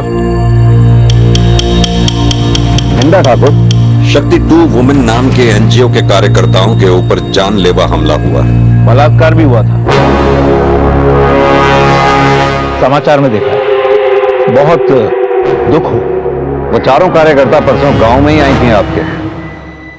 सुना है आप उन्हें धमकियां भी दिया करते थे। कैसी बातें कर रहे हैं इंस्पेक्टर? अबला नारी को मैं नहीं धमकाता। हाँ, कोई मर्द होता तो बात अलग है। वैसे आप लोग सबूत या गवाह लाए हो या ऐसे ही हवा में पतंग उड़ा रहे हो? गवाह और सबूत भी हम निकाल लेंगे। ये बताइए कि उस दिन गांव में हुआ क्या था? होना क्या था, ज्ञान देने आई थी तो मैंने थोड़ा सा ज्ञान दे दिया उन्हें। हमारी योजनाओं से आपको हर वो सहायता मिलेगी जो बिंदा ठाकुर आपको नहीं देते हैं। सरकार ने ऐसी एक नहीं, ढेरों योजनाएं बनाई हैं बच्चों और महिलाओं के लिए। अगर आंगनवाड़ी में आपको इनमें से कोई भी सुविधा नहीं मिलती है तो आपको उसकी शिकायत करनी चाहिए। जैसे ये क्या हो रहा है यहाँ? क्या है ये सब? तुम लोग इनकी बातें क्यों सुनते हो? मैं गांव का सरपंच हूँ। अगर तुम लोगों को कोई परेशानी है, कोई शिकायत है, तो हम आपस में बात कर सकते हैं ना? बातें तो आप बहुत कर चुके हैं सरपंच जी, लेकिन अब हम काम करके दिखाएंगे, बातें नहीं। देवी जी, आपको जो करना है करो, लेकिन हमारे गांव की शांति भंग मत करो। चलो अपना अपना काम करो। चलो चलो। अरे आप रुकिए, आप लोग इनकी बात मत सुनिए।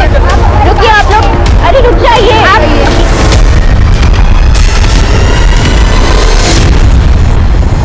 अब आप ही बताइए कि गांव में शांति बनाए रखने की जिम्मेदारी तो हमारी हुई ना इंस्पेक्टर साहब। इसलिए आप जाइए और जो खो गई है लड़की उसे खोजिए, शायद वो जिंदा हो। अगर मेरी कुछ मदद की जरूरत हो तो मैं यहीं मिलूंगा। हो सकता है हमारी और आपकी अगली मुलाकात जेल में ही हो।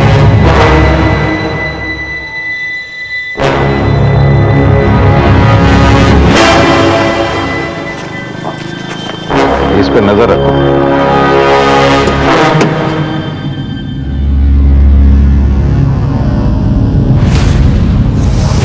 मझगांव उन्नाव सामूहिक हत्या और बलात्कार के मामले में पुलिस ने अपने शक के घेरे में आए हुए हर एक संदिग्ध पर नजर बनाए रखी।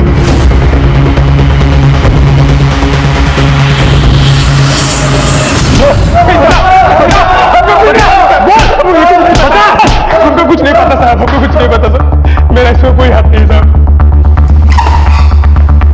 सर बिंदा ठाकुर के गुंडे तो मुझे नहीं थे, वहाँ टेम्पो ड्राइवर की कॉल रिकॉर्ड या निगरानी से भी कुछ हाथ नहीं लगा। सर हमने चारों लड़कियों की कॉल रिकॉर्ड चेक की, राधा और शामली की कॉल रिकॉर्ड में ऐसा कुछ खास नहीं मिला। निशा के कॉल रिकॉर्ड चेक करो, पता करो क्या उसकी बिंदा ठाकुर से बात हुई थी। निशा की कॉल रिकॉर्ड में बिंदा ठाकुर का नंबर नहीं है, लेकिन निशा की आखिरी बार बात उसके मंगेतर राजू से हुई थी।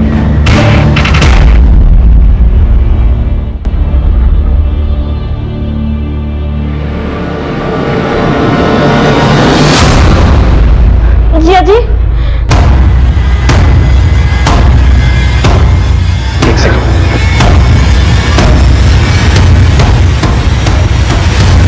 सुनीता क्या बात है? जिया जी, दीदी क्या हुआ संगीता को?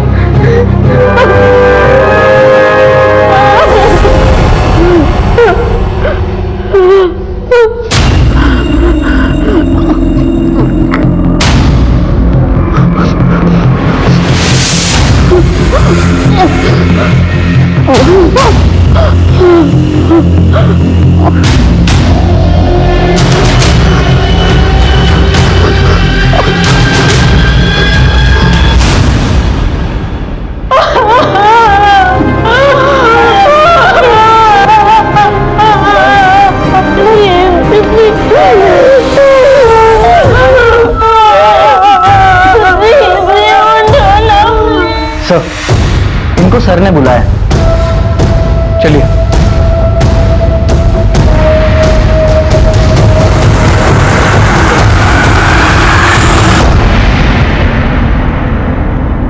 कैसे पति हैं आप? हमने संगीता के कॉल डिटेल्स चेक किए, पता चला पिछले 15-20 दिन से आपने एक बार भी संगीता से बात नहीं की फोन पे। आखिरी बार कब बात हुई थी आपकी संगीता से? 20 दिन पहले। क्यों? क्योंकि पिछले 20 दिन से वो घर नहीं आई थी। तो फिर कहां रह रही थी? सर वो अक्सर एनजीओ के काम से बाहर जाया करती। हमारी एनजीओ के डायरेक्टर से बात हुई थी, उन्होंने बताया कि एनजीओ की लड़कियां 3 दिन पहले मिर्जापुर गांव गई थी। उससे पहले संगीता कहां रह रही थी? सर मुझे नहीं पता। क्या मतलब नहीं पता? आप पति हैं उसके, पिछले 15-20 दिन से बीवी आपके घर नहीं पहुंची है, आपने एक बार भी फोन करके यह पता करने की कोशिश नहीं की कि आपकी बीवी है कहां पर। मुझे तो आपको देखकर लगता भी नहीं कि आपको बीवी के जाने का जरा सा भी दुख है। सर दुख तो तब होता जब कुछ अच्छा होता।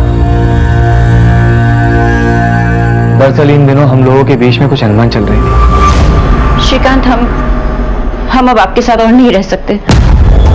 हमने बहुत कोशिश की ये रिश्ता निभाने की, लेकिन हम कब तक ढोंग करते रहे? 1 महीने पहले तो सब कुछ ठीक था, लेकिन पिछले 1 महीने से देख रहा हूं कि तुम अचानक बदल गई हो। ठीक है, अभी आप जा सकते हैं।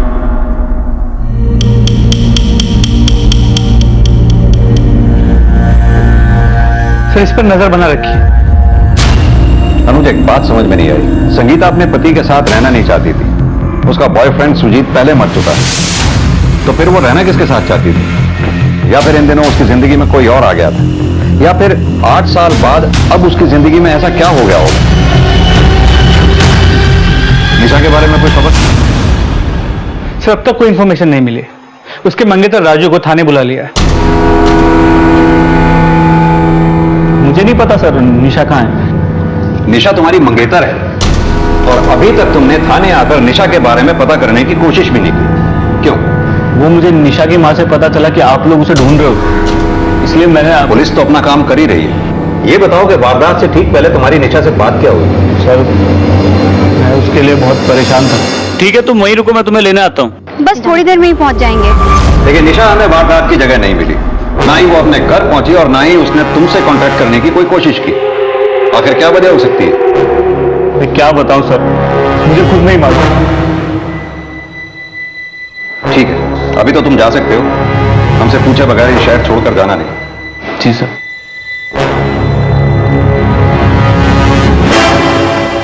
लड़का कुछ ज्यादा ही सीधा लग रहा है, निगरानी रखो इसमें। जी सर।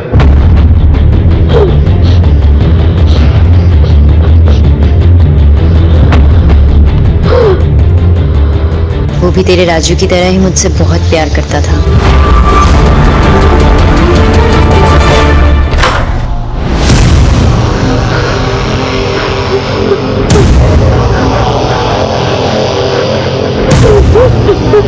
निशा को किसी ने बंदी बना रखा था, लेकिन क्यों? कौन था वो? क्या चाहता था?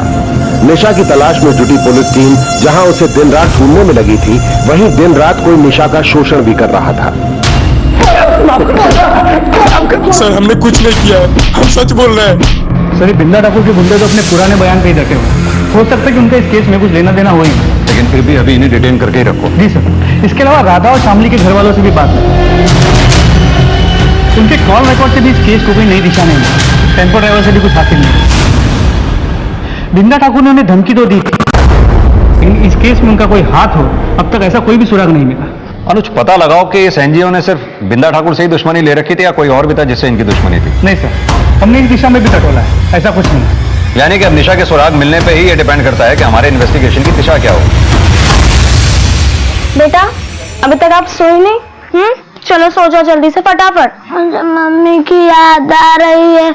हम भी आपकी मम्मी जैसे हैं ना। चलो अभी आप सो जाओ, फिर कल हम मम्मा के पास चलेंगे, ठीक है? चलो गुड बॉय, सो जाओ आराम से। हाँ, गुड नाइट, बाय।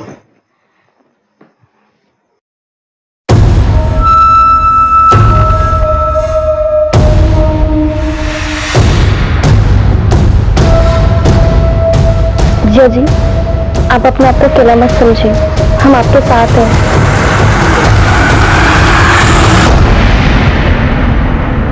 तो संगीता के कॉल रिकॉर्ड्स में ये कई ऐसे नंबर हैं जो सिर्फ 4 से 5 दिन या एक सप्ताह इस्तेमाल करके बंद कर दिए गए, और ये सभी नंबर्स किसी सिद्धार्थ वर्मा की फेक आईडी पे रजिस्टर्ड है। अनुज पता करो ये सिद्धार्थ वर्मा के नंबर्स बाकी 3 लड़कियों के कॉल रिकॉर्ड्स में भी हैं क्या? जी सर। और लोकेशन? सर संगीता की लोकेशन ज्यादातर बनारस का बाग रोड इलाका रहा है, लेकिन इन फेक नंबर्स की लोकेशन हमेशा अलग अलग रही। लेकिन एक ऐसा लोकेशन है जहां से ये सिद्धार्थ वर्मा संगीता से करीब 8 से 10 बार बात कर चुका है। और वो लोकेशन कौन सी है? दीनापुर।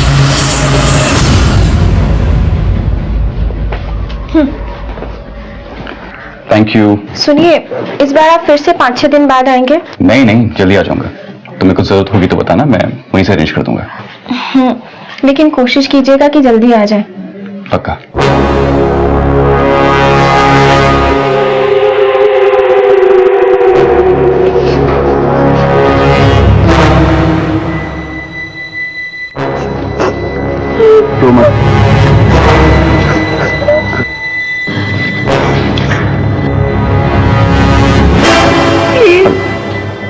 प्लीज जाने दो मुझे। पागल हो गई क्या? कितना रिस्क उठा के लाया हो, तुझे पता है? तू यहाँ पर सेफ है, मैं हूं ना तेरे साथ। मेरी सगाई हो चुकी है। और सुहागरात कितनी बार तो बना चुकी है मेरे साथ।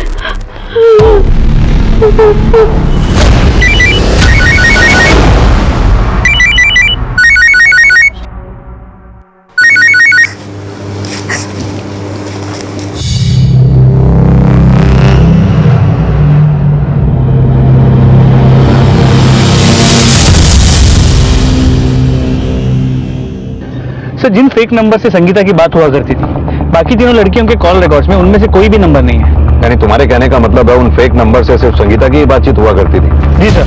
तो संगीता के मोबाइल लोकेशन के हिसाब से उसका घर यहाँ आगे संतोष नगर में।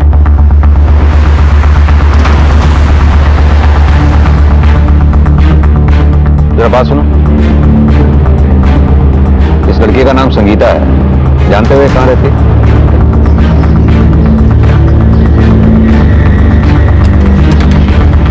ताला लगाओ, जरा पड़ोस में पता करो ये घर किसका है। सर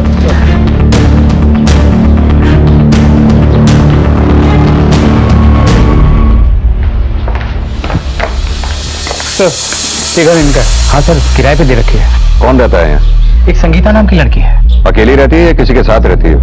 सर ज्यादातर वो अकेली रहती है, उसका पति कभी कभार आता है। क्या ये है वो आदमी? पता नहीं सर, मेरी एग्रीमेंट की सारी बातें संगीता से हुई थी। एग्रीमेंट लाइए। जी सर। संगीता अपने पति के साथ रहती थी? कैसे हो सकता है?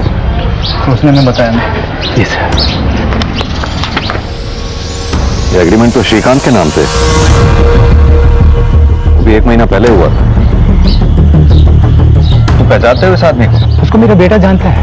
आपका बेटा कहाँ पर? काम के सिलसिले में अजमेर गया था। तो जैसे ही अजमेर से वापस आए उसे थाने लेके आना है। हमें उस आदमी का स्केच बनवाना है जो यहाँ आया जाया करता है। जी सर, अभी के लिए हम ये ले जा रहे हैं। जी सर। अनुज, श्रीकांत ने हमें कहा था कि उसकी अपनी बीवी से अनबन चल रही थी, लेकिन यहाँ एग्रीमेंट श्रीकांत के नाम पे हुआ है जहाँ संगीता रहती थी। कहीं ऐसा तो नहीं है वकील श्रीकांत हमारे साथ कोई दांव पेंच खेल रहा है?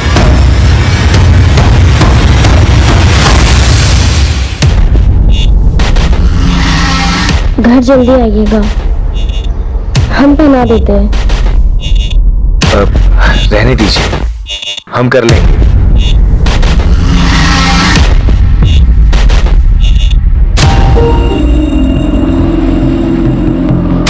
कहिए इंस्पेक्टर साहब। आपने कहा था आपकी बीवी आपके साथ रहना नहीं चाहती थी, लेकिन जहां वो रह रही थी वहां का एग्रीमेंट तो आप ही के नाम पे बना हुआ। सर ये सब झूठ है। वकील साहब, आपकी फोटोग्राफ और आईडी लगी है इसमें, और आप ये कहना चाहते हैं कि आपकी बीवी आपके ही जैसे किसी हम शक्ल के साथ घर में रह रही थी? सर हमें कुछ नहीं पता, और वैसे भी हम आपको पहले भी बता चुके हैं कि हमारी बीवी के साथ हमारे संबंध अच्छे नहीं थे। हमसे तलाक लेना चाहती थी। बीवी तलाक चाहती थी और आपकी साली आपके साथ आपके घर में रह रही थी, है ना? क्या मतलब सर? मतलब ये कि अपनी साली के चक्कर में आपने अपनी बीवी को अपने रास्ते से हटा दिया और अब हमें गुमराह कर रहे हैं। सर ये सब क्या बकवास कर रहे हैं आप? वकील साहब, चौकन्ने रहिए। कानून के आंख पे पट्टी जरूर बंधी होती है, लेकिन वो अंधा नहीं होता।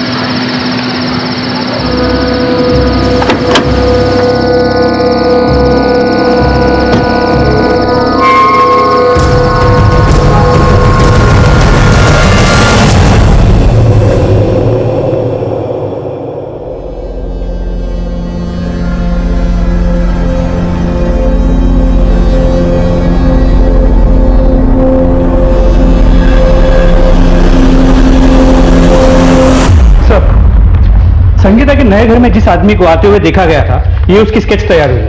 ये स्केच हमने मकान मालिक के बेटे की मदद से तैयार किया है।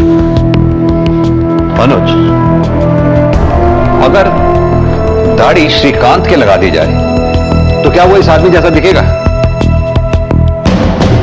नहीं, यह आदमी तो कोई और ही है। तुम ठीक तो?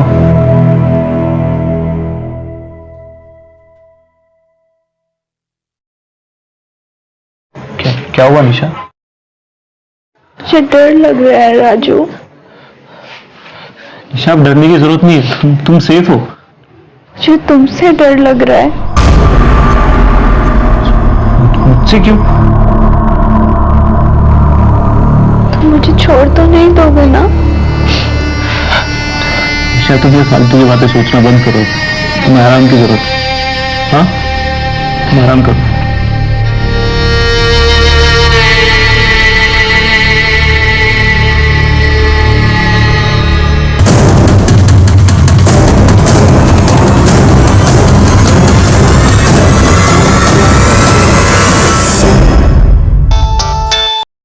हाँ यादव, बोलो। सर, निशा का पता चल गया है, वो हॉस्पिटल में। निशा?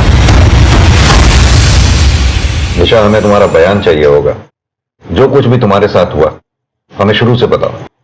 सर, हम लोग टेम्पो से बनारस वापस लौट रहे थे। वहां पर सिर्फ कुछ गुंडे आए और हमें चारों तरफ से घेर लिया और टेम्पो के ड्राइवर को भी वहां से भगा दिया उन लोगों ने। लड़की को लेकर अंदर चलो। दीदी, हम लोग तुम लोगों को चाहते हैं। बांध दो इन सबके हाथ में। तुमने उनके चेहरे देखे थे? सर, उन सबके चेहरे ढके हुए थे और सर जब उनमें से एक राधा के साथ जबरदस्ती कर रहा था तो राधा ने उसका नकाब खींच लिया और सर फिर उसने राधा को मार दिया। अरे मार भी दिया? इसने मेरा चेहरा देख लिया था भाई। सबको मारना पड़ेगा, किसी को मत छोड़ना। तो फिर उन्होंने तुम्हें कैसे छोड़ दिया?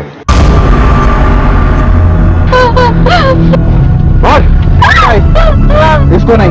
क्या बोला? ये मुझे पसंद है। पागल हो गया क्या? अगर ये जिंदा रहेगी ना तुझे अंदर करवा देगी, समझो? भाई बात की बातें देखी जाएगी, मगर ये मुझे पसंद है। भाई घर में बांध के रखना, मैं भी आऊंगा कभी कभी।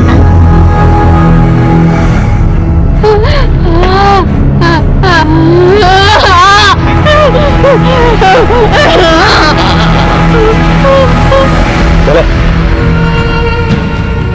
उसने तुम्हें कहाँ छुपा रखा था? छितौना की कोठरी में छिपाया था। एक बात बताओ, वो गुंडे किसी का नाम ले रहे थे? जैसे बिंदा ठाकुर, श्रीकांत, सिद्धार्थ? नहीं सर। अच्छा, जिसने तुम्हें कोठरी में बांध के रखा था उसका स्केच बनवा सकती हो? हाँ सर, और सर मैंने उसे भी देखा था जिसने राधा को। ये तो बहुत अच्छी बात है कि तुम दोनों का स्केच बनवा सकती हो और उसी स्केच के जरिए असली कल्प्रिट तक पहुंच पाएंगे। अनुज, पूरे हादसे से तो यही लगता है वो जो कोई भी थे संगीता ही टारगेट थी उनके लिए। वो संगीता की जिंदगी को नुकसान पहुंचाना चाहते थे। बाकी लड़कियां इसलिए मारी गई क्योंकि उन्होंने उनमें से किसी एक गुंडे का चेहरा देख लिया था। ऐसा कौन हो सकता है जो संगीता की जिंदगी लेना चाहता? कुल मिलाकर ये पूरा हादसा संगीता की जिंदगी से जुड़ा हुआ है। निशा, क्या कभी संगीता ने अपनी जिंदगी के बारे में तुमसे कुछ कहा था? नहीं सर, पर सर दीदी 1 महीने से बहुत खुश थी। कह रही थी कि उन्हें उनका प्यार मिल गया है। प्यार? संगीता ने किसी का नाम बताया? निशा के पुलिस को दिए बयान के बाद इतना साफ हो गया था कि अपराधियों का मकसद संगीता को ही टारगेट करना था और उसी के आधार पर पुलिस ने अपनी सूझबूझ से इस केस के सिरे को पकड़ लिया। उनकी मुहिम इतनी खुफिया थी कि खुद उनके मातहत काम करने वालों को भी इसकी कोई भनक नहीं थी, लेकिन अब उनकी मेहनत का फल मिलने का वक्त आ गया।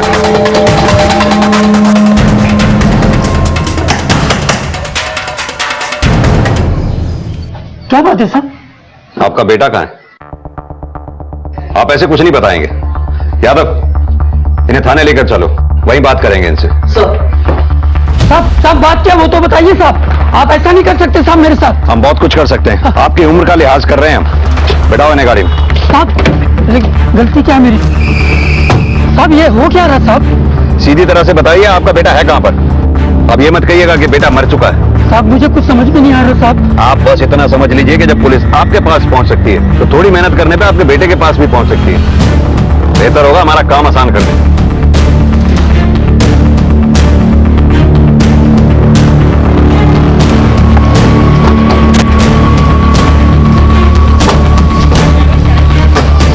कौन सा है घर?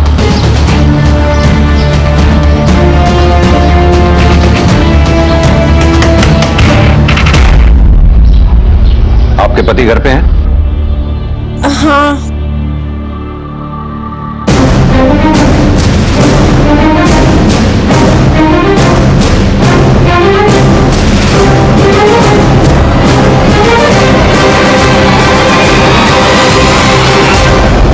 आठ साल पहले जो आदमी मर चुका था उसका पुनर्जन्म देखकर बहुत अच्छा लगा। सिद्धार्थ वर्मा और सुजीत।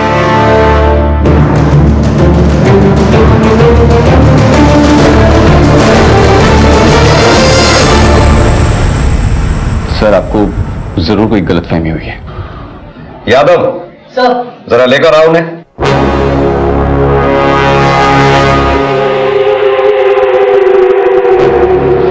पापा। अनुज, आप समझे निशा ने क्या कहा था? दीदी ने बस इतना कहा कि उन्हें उनका पहला प्यार मिल गया। यह है संगीता का पहला प्यार।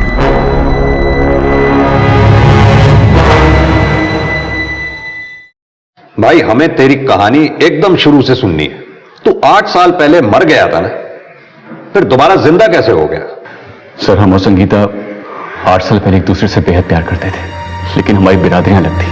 उसके घर वाले नहीं माने, तो एक दिन हम दोनों घर से भाग गए और हमने मंदिर में शादी भी कर ली थी। लेकिन उस वक्त संगीता नाबालिग थी, तो उसकी किडनैपिंग का केस हम पर लग गया और उसके बिरादरी वालों से भी हमारी जान को खतरा था। तो हमारे पापा ने हमारी जान और हमारा फ्यूचर दोनों बचाने के लिए हमें यहां से भगा दिया और एक रोड एक्सीडेंट में कुचली हुई लावारिस लाश को हमारी लाश बताकर हमें कानून और उन लोगों से बचा लिया था। और मैंने उस लावारिस डेड बॉडी पे सेम अपने जैसा टैटू भी बना दिया था।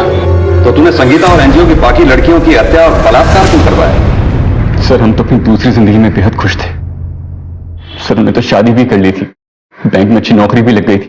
लेकिन फिर जब हमारा ट्रांसफर दिल्ली से यहाँ बनारस होने लगा तो अपना चेहरा छुपाने के लिए हमने दाढ़ी मूंछ रखना शुरू कर दिया ताकि कोई हमें पहचान न सके।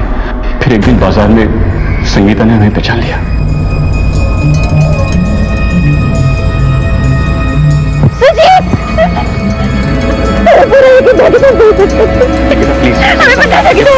थोड़ा धीरे बोलो प्लीज, हम सबर में जानते हैं। लेकिन वो चुप ही नहीं हो रही थी, तो उसे लेकर मैं अपने दोस्त के यहाँ चला। तुम्हारी मौत की खबर के बाद हम जिंदगी से हार गए थे। मेरे माँ बाप ने जहाँ मेरी शादी करवाई, मैंने उसी को अपनी किस्मत मान ली। लेकिन अब ऐसा नहीं होगा। अब हम तुम्हारे साथ ही रहेंगे, उस घर में वापस नहीं जाएंगे। और वैसे भी हमारी शादी तो आज से 8 साल पहले ही हो चुकी थी ना।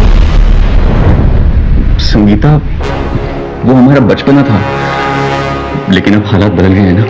जब हम नहीं बदले, तुम नहीं बदले, तो हालात कैसे बदल गए?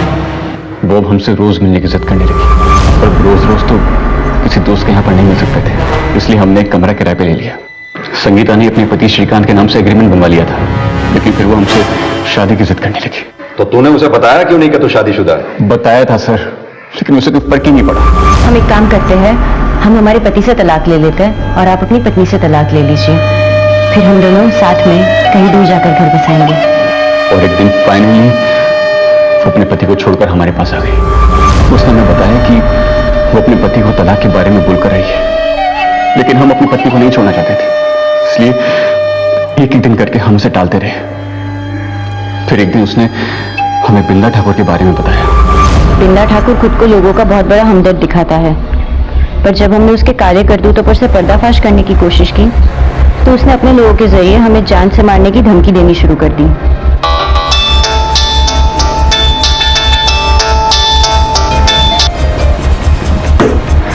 किसका फोन था? किसी का नहीं। तो मेरी बीवी का फोन था ना? तुमने उसे अब तक हमारे बारे में नहीं बताया। एक काम करते हैं, हम उसे बता देते हैं। उस दिन हम सच में बहुत डर गए। हमें लगा अगर किसी दिन अगर संगीता ने हमारी पत्नी को सब कुछ बता दिया तो हम तो बर्बाद हो जाएंगे, हमारे सारे पुराने राज खुल जाएंगे। हम 2 कश्तियों पर सवारी नहीं कर सकते थे। तब हमें बिंदा ठाकुर की धमकी याद आई। हमने सोचा कि अगर कुछ लोग संगीता पर हमला कर दें तो हमें संगीता से छुटकारा भी मिल जाएगा और वो इल्जाम बिंदा ठाकुर पे जाएगा। ये संगीता है, इसका बलात्कार करना। पर ऐसा नहीं लगना चाहिए कि तुम सिर्फ इसी का रेप करने के लिए गए हो। हर लड़की का रेप होना चाहिए, काम हो जाएगा। हमें लगा अगर उसकी इज्जत ही लूट जाएगी तो वो शर्म से खुद ही आत्महत्या कर लेगी। हमारा उसे मरवाने का कोई इरादा नहीं था सर, लेकिन हमने जो कुछ भी किया वो सिर्फ अपने परिवार को बचाने के लिए किया सर। कितने सुंदर विचार हैं तेरे। अगर अपने परिवार को बचाने का इतना ही ख्याल होता तो दोबारा संगीता से मिलता ही नहीं, और अगर मिलता भी तो संगीता को अपनी शादी बचाने की सलाह देता, पर तू तो उसका फायदा उठाना चाहता था। दरअसल तेरी प्रेम कहानी में तूने कभी संगीता से प्यार किया ही नहीं, संगीता ने तुझसे प्यार किया। अनुज, मौत का झूठा नाटक रचने के आरोप में इसके बाप को भी गिरफ्तार करो। सड़ेंगे दोनों जेल में। सर। सुजीत के इकबालिया बयान के बाद पुलिस ने हर मुजरिम को घसीटकर सलाखों के पीछे कर दिया। संगीता से पीछा छुड़ाने के लिए उस सुजीत ने बड़ा ही गलत कदम उठाया, जिसकी कीमत संगीता को अपनी जान और आबरू देकर चुकानी पड़ी। याद रखिए, जिंदगी में कई मोड़ आते हैं, लेकिन एक बार रास्ता चुनकर आगे बढ़ने के बाद पीछे पलटने से पहले सभी पहलुओं को गौर से देख लेना चाहिए। क्राइम पेट्रोल के ऐसे ही मजेदार एपिसोड्स देखने के लिए हमारे चैनल को सब्सक्राइब करें।